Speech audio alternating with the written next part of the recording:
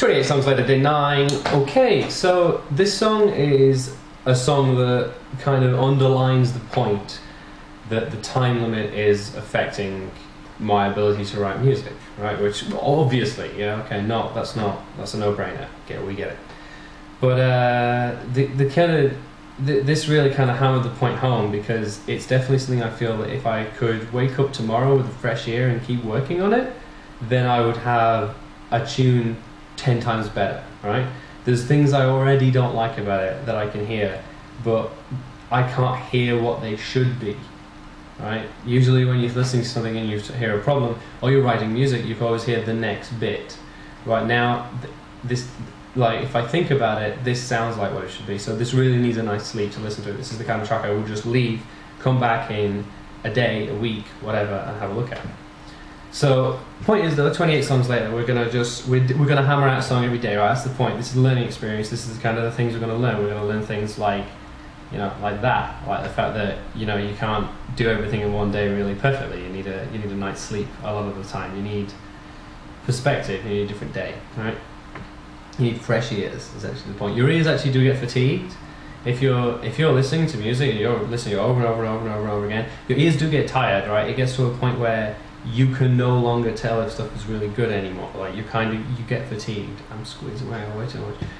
You get fatigued, right? It's just what's going to happen. So you do have to give your ears rest, right? Always consider that. So it's a drum and bass song today. It started out just messing with some drums. I ended up with some nice sounding drums and kind of went on from there. It's got 2 kind of cut up drum loops in it, and then some driving drums behind it. So like a kick and a snare that are, you know, processed and then sequenced, and then the rest is these drum loops that I've cut up and kind of messed with, and to add kind of the hi-hats and this little bell and stuff like that. The lead, the things I don't like about it already are, I think the lead when it comes in, I think the melody is just a bit shitty. I'm not really sure. Maybe the sound is a bit off, but then later on the sound sounds quite good, and the melody sounds quite good later as well, so I'm pretty sure it's the melody. As well as that, it's a bit too hectic. I think some of the stuff isn't mixed very well. Like, it could be mixed down a lot better if I spent a lot of time listening to it, but again, my ears are fatigued, so I'm going to jump straight into the song. There's really not much else to say about this tune, so, well, apart from, you know, there's not much else to say on camera, so let's head into the song. Okay, so here we are in the song. Right, I figured the first channel to show you that's really useful is the bass channel, right, which is this, where all of the bass is.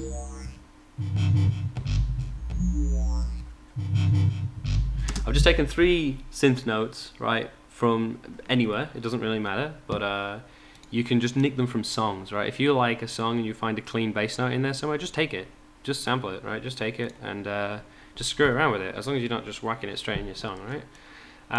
So I've just taken these 3 bass notes. So there's that one, and then that's a part of one cut up, and then there's this third one, which is again just a piece cut up. And then I've transposed the tail end one here to make a melody out of it. So it goes wow, wow, wow, right? So that's pretty much a bass, right? There's nothing very much else to it. In the same channel before, I actually had these glitches. So these are again little synth shots, like little tiny pieces of songs I just cut out, right? That you can barely hear, right? Because this is actually in the filtered area, that's fine. So these sound like this. Yeah, so they're just little glitches that add this kind of, they add something to it, right? On top of that, I've taken another synth shot that I've sampled. This one was from a sample pack, actually. A couple of these were. And I've just transposed it to make a melody again.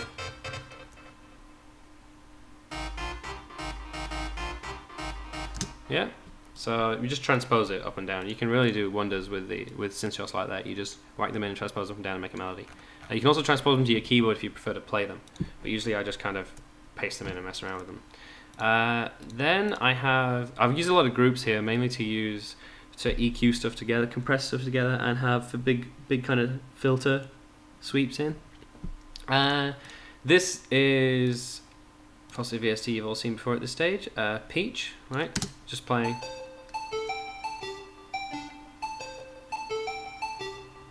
plays like the lead melody, right? Along with the other synths. This is just sweeps. I have a single channel, right, with a bunch of delay on it, just for my noise sweeps. That goes like this.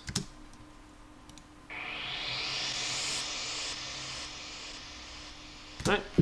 After that, there's the all the synths are made out of that one synth I showed you before, Synthestra, which I'm really starting to like this actually. It's really simple, but I find if you make a bunch of channels and layer it with itself, right, just EQ differently and filter differently, you can get really, really cool sounds out of it. So I quite like that VST. I'm pretty much happy with that. Obviously limited because it's, I think the thing I like about it most is because it's so simple, right, you end up affecting it with stuff from Ableton afterwards, rather than having to manage this huge amount of stuff in a VST and try and understand the whole thing. So I really like that. So as well as that, underneath it there's Claw again, which is another simple VST I've talked about before, and all of those layer together to give you the lead, which goes.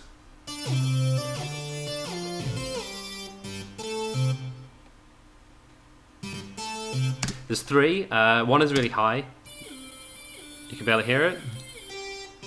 Another one's kind of the main of it, and there's this one, which is a bit lower. So yeah, that's the lead. I'm still not perfectly happy with that. Honestly, I would spend a lot more time on that lead if I had the time. But yeah, I just think that's kind of a bit flawed. The drums here. Okay, we'll talk about the drums. So the drums are all in one big group again. I've got a compressor on and a bunch of EQ. So there's the main drums, which are sampled, right? These are sequenced. These are individual hits that I've taken, right? And then there's two breaks that I've taken. So these are two breaks that I downloaded. Literally, I found them on freesounds.org, right? So that sounds weird, right? It sounds kind of distorted. That's because of what I've done is there's this cool thing. Now, I really like the sound of bit crushing. If you don't know what that effect is, in Ableton it's called, the kind of module is called Redux, right? And it lets you downsample things. So it's essentially you're reducing the sample rate of your file and making it sound, distorted. You're losing information. That's the idea, right? And you get this sound. You get. If I turn it off, it's filtered. So if you turn off the filter, that's the original loop, right? And then it's filtered to take all the high and low end off it, and then bit crushed, which brings high and low end back by distortion, right? So then I have a third one, which is kind of hats and a kind of cowbell, which I've literally just taken all the low end off it and then EQ'd it a bit. And then all of these together are.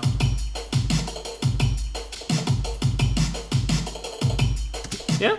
So I think that works quite well. I'm actually quite proud of those drums. I think I could do a bit more, maybe the bit crushing thing, and maybe vary them up a bit more. But apart from that, I'm quite happy with it. So. In terms of the structure of the song, I've kind of hastily whacked that together. Like it's like intro, song, right? It's not even like verse, chorus, right? It's just song, there's stuff, and then more song, and then there's breakdown, right? Which is here,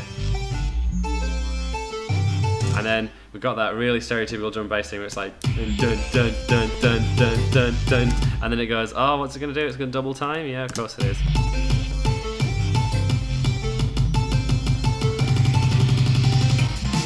Yeah, which is kind of standard. So yeah, after that there's more song, right? And then there's just, it kind of drops and goes into the outro. And that's basically it. Like, it's kind of whacked together. I think there could be more to it. Again, it's very short. Like, it's not a real track. It's 3 minutes 20. That's very short for a drum and bass track. But yeah, I think I've got the bones of a decent track here. But I need to be very harsh with it. I need to come back in about a month when I finish 28 songs later and look at it. But for now, I'm gonna put this up. So if you have any questions about this, like any specific sounds or anything, just ask me and I'll tell you as usual. Like there's no real secrets in 28 songs later. I'm not afraid someone's gonna steal my sound. You know, my sound is basically just these VSTs. So anyway, I'm gonna upload this video now. Cool. See you in day 10.